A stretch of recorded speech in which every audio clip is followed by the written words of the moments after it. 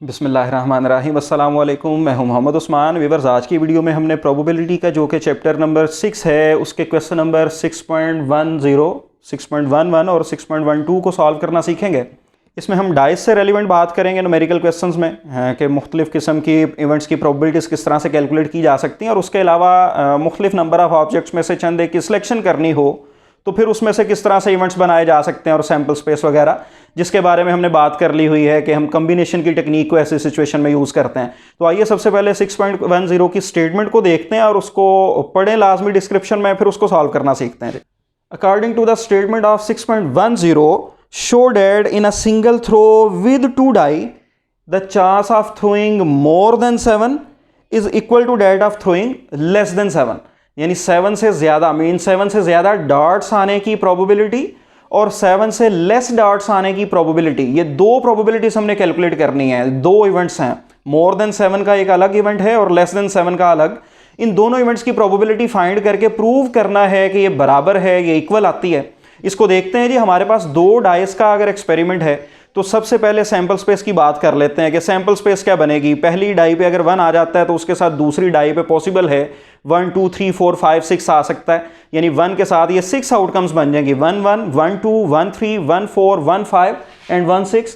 इसी तरह पहली डाई पे व्यूअर्स अगर 2 आ जाता है पहले तो 2 1 2 2 2 3 2 4 2 5 2 6। इसी तरह 3 1 3 2 3 3 3 4 3 5 और 3 6। पहली पे अगर 4 आ गया तो उसके साथ 1 2 3 4 5 6 आ सकता है और अप टू सॉन 6 1 6 2 6 3 6 4 6 5 और 6 6। ये हमने सैंपल स्पेस बना ली और इसमें अगर आउटकम्स की तादाद को नोट कर लिया जाए तो NFS व्यूअर्स हमारे पास आ जाएगा 36। अब प्रोबेबिलिटी हमें इस चीज़ की चाहिए कि मोर देन 7 डॉट्स की पहले फाइंड कर लो, फिर लेस देन 7 डॉट्स की, और प्रूव करना चाह रहे हैं कि ये बराबर है, ये इक्वल है। तो लिहाजा मोर देन 7 डॉट्स का इवेंट बनाते हैं। Let A be the event of more than 7 dots. ये डायगोनल को प्रोमिनेंट करने का मकसद सिर्फ इतना ही है कि इस डायगोनल में जितनी भी आउटकम्स आप देख रहे हैं ये हमारे पास 7 के बराबर आता है इनका सम। यानी 1 6 ये 7 डॉट्स हैं, 2 5 7 डॉट्स हैं, 3 4 4 3 5 2 और 6 1। इस डायगोनल से नीचे व्यूअर्स जितनी भी आउटकम्स हैं इन सब का 7 से ज़्यादा सम आ रहा है। ये सारी की सारी आउटकम्स में 7 से ज़्यादा डॉट्स मौजूद हैं, और इस डायगोनल से ऊपर जितनी भी आउटकम्स हैं उन सब में 7 से लेस डॉट्स मौजूद हैं। इसलिए इस इवेंट को बनाने के लिए, आसानी के लिए मैंने ये डायगोनल बना दिया ताकि आपको पता चल जाए कि इससे नीचे जितनी भी आउटकम्स हैं वो मोर देन 7 वाली हैं और इस डायगोनल से ऊपर जितनी भी आउटकम्स हैं वो लेस देन 7 डॉट्स वाली हैं। अब मोर देन 7 डॉट्स का इवेंट है, लिहाजा मोर देन 7 डॉट्स वाली आउटकम्स इसमें आ जाएंगी। अगर आप इस डायगोनल को ना भी ज़हन में रखें, आप हर रो को देखते जाएं और उसमें आउटकम्स को देखें कि किसका सम 7 से ज़्यादा आ रहा है। पहली रो में तो किसी भी आउटकम का सम 7 से ज़्यादा नहीं है, मोर देन 7 नहीं है, लिहाजा हमें मोर देन 7 चाहिए। 7 भी हमारे इवेंट में शामिल नहीं होगा। लिहाजा सेकंड रो में देखते हैं जी 2 6, ये हमारे पास 8 आ रहा है सम इसका, यानी 7 से मोर है, लिहाजा ये इवेंट में लिखा जाएगा। इसी तरह 3 5 3 6 4 4 4 5 4 6। इसी तरह 5 वाले रो में हमारे पास 5 3 5 4 5 5 और 5 6 ये आउटकम्स हैं, ये सैंपल पॉइंट्स हैं जो मोर देन 7 है। और इसी तरह लास्ट रो में अगर देखा जाए तो 6 2 6 3 6 4 6 5 एंड 6 6। और अगर इन आउटकम्स की तादाद को गिना जाए इवेंट में तो व्यूअर्स ये हमारे पास 15 है। एन ऑफ ए हमारे पास 15 आ जाएगा और प्रोबेबिलिटी ऑफ ए बराबर होती है हमेशा n of A over n of S के, यानी 15 ओवर 36 आ गए।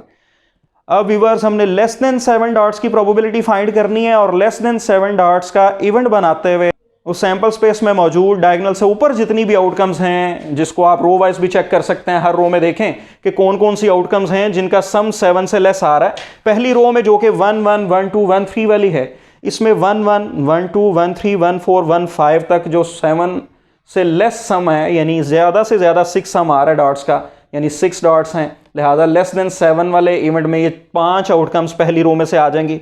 उसके बाद 2 1 2 2 2 3 2 4 तक दूसरी रो में से आ जाएंगी, क्योंकि 2 5 7 है और उससे अगली आउटकम का 7 से भी ज़्यादा आ रहा है, लिहाजा हमें इसको 7 से लेस चाहिए, इसलिए 2 4 तक आउटकम्स लिखी जाएंगी।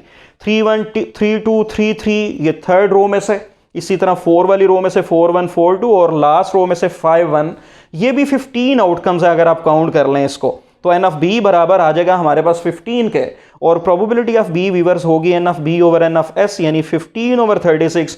और यही हमने प्रूव करना था कि इन दोनों का चांस बराबर है। Chance of more than 7 is equal to the chance of less than 7, hence verified हमने लिख दिया या हेंस प्रूव्ड लिखते हैं ताकि हमने ये प्रूव करना था और हमने प्रूव कर दिया कि इन दोनों के चांस यानी प्रोबेबिलिटी बराबर आ रही है।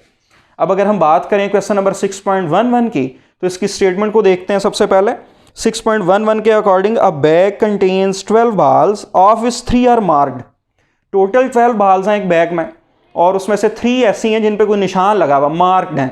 इसका मतलब है 9 ऐसी होंगी जो मार्क वाली नहीं है, जिन पे कोई भी निशान नहीं लगा हुआ। लिहाजा हमारे पास मार्क्ड बॉल 3 हैं और नॉट मार्क्ड बॉल्स ये 9 हैं। ये हमने लिख दिया, टोटल 12 हो गई। नेक्स्ट राइटर ने क्या कहा, टोटल हमारा एक्सपेरिमेंट क्या है, सैंपल स्पेस किस तरह बनेगी कि if 5 balls are drawn out together, अगर इसमें से 5 balls की सिलेक्शन की जाए यानी टोटल 12 में से 5 balls की सिलेक्शन करनी है, ये ओवरऑल हमारा एक्सपेरिमेंट है जिससे सैंपल स्पेस बनेगी।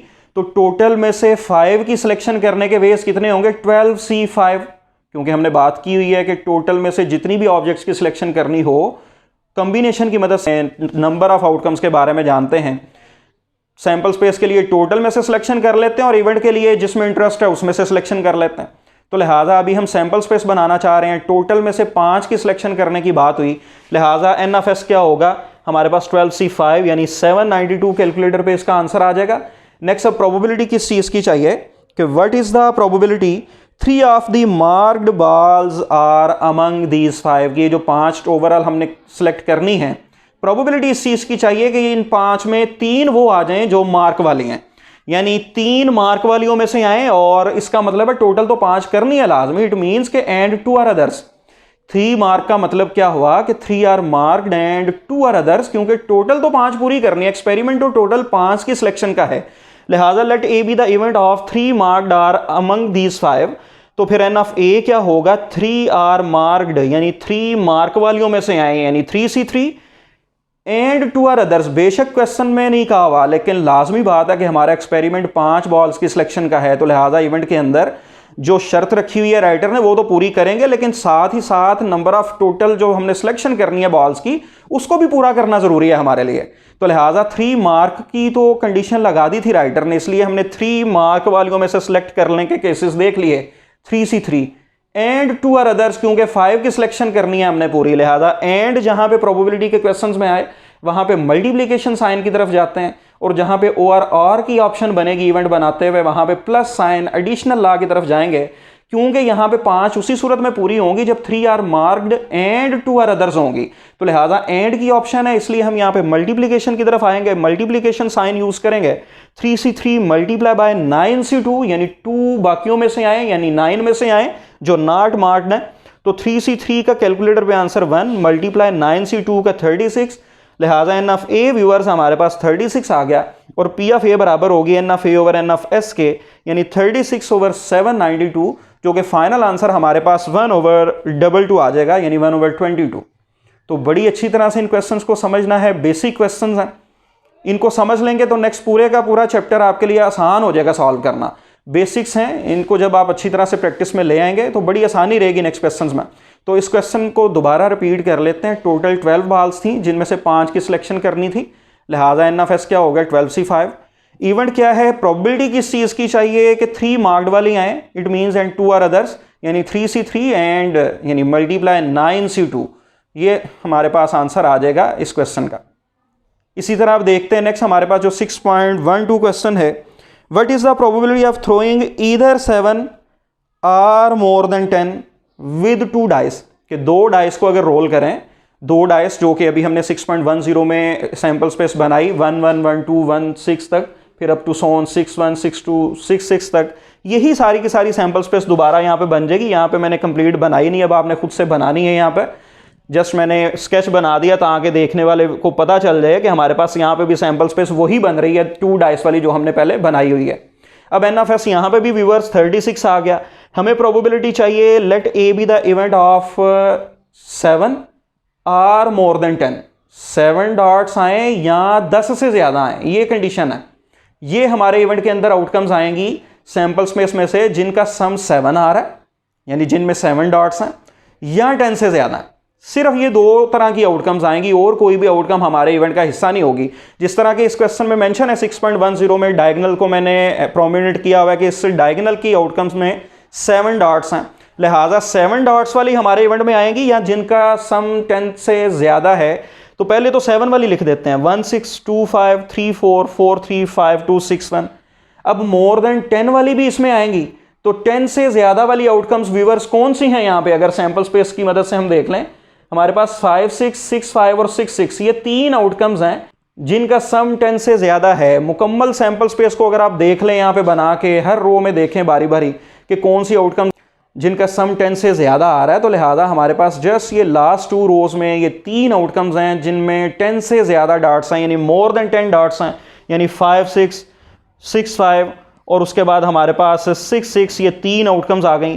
तो ये टोटल हमारे पास व्यूवर्स 9 आउटकम्स हैं। तो लिहाजा एन ऑफ ए बराबर आ गया 9 के, तो पी ऑफ ए बराबर होगी n of A over n of S, यानी 9/36 के, जो कि आफ्टर सिंप्लीफिकेशन हमारे पास 1/4 आंसर आ जाएगा। तो ये हमने प्रोबेबिलिटी कैलकुलेट कर ली 7 आर मोर देन 10 की। तो लिहाजा किसी भी तरह का इवेंट अब 2 डाइस से रिलेटेड कहा जाए तो आपको बनाना आना चाहिए।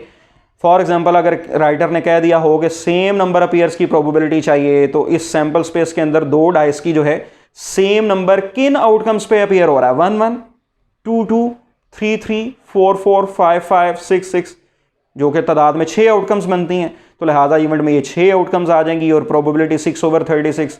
इसी तरह राइटर अगर कह दे कि ऐसी इवेंट की प्रोबेबिलिटी चाहिए कि एटलीस्ट 1 डॉट अपीयर हो रहा हो, एटलीस्ट 1 डॉट, तो पहली 6 आउटकम्स जो हैं पहली रो में, उन सब में कम से कम 1 डॉट के ऊपर 1 मौजूद है, और बाकी 5 रोज में 5 आउटकम्स हैं जिनमें 1 आ रहा है, यानी 2 1 3 1 4 1 5 1 एंड 6 1।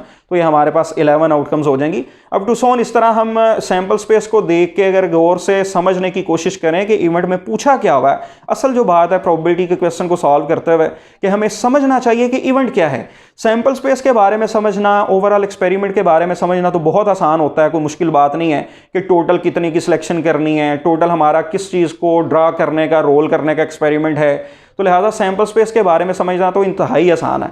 असल काम होता है इवेंट को समझना कि किस चीज़ की प्रोबेबिलिटी चाहिए, लॉजिकली वो इवेंट किस तरह से बनाया जा सकता है। जिस तरह अभी हमने बात की कि 3 आर मार्क्ड बॉल का जिक्र था, तो इट मीन्स कि एंड 2 आर अदर्स, फिर इवेंट पूरा होगा। जस्ट 3 की सिलेक्शन तो नहीं हमने कर लेनी, इवेंट तो तभी पूरा होगा जब टोटल नंबर ऑफ बॉल्स जितनी हम सेलेक्ट करना चाह रहे हैं वो पूरी हो जाए। तो 3 मार्क्ड का मतलब ही यही था कि एंड 2 आर अदर्स। तो इसलिए लॉजिकली इवेंट को बनाना आना चाहिए, और जब इवेंट बनाना आ जाएगा तो व्यूअर्स आपको प्रोबेबिलिटी कैलकुलेट करना आ जाएगी, जो कि इंतहाई आसान काम है। नेक्स्ट वीडियो में नेक्स्ट न्यूमेरिकल क्वेश्चंस के साथ आते हैं जी, इजाज़त दीजिए, अल्लाह हाफिज़।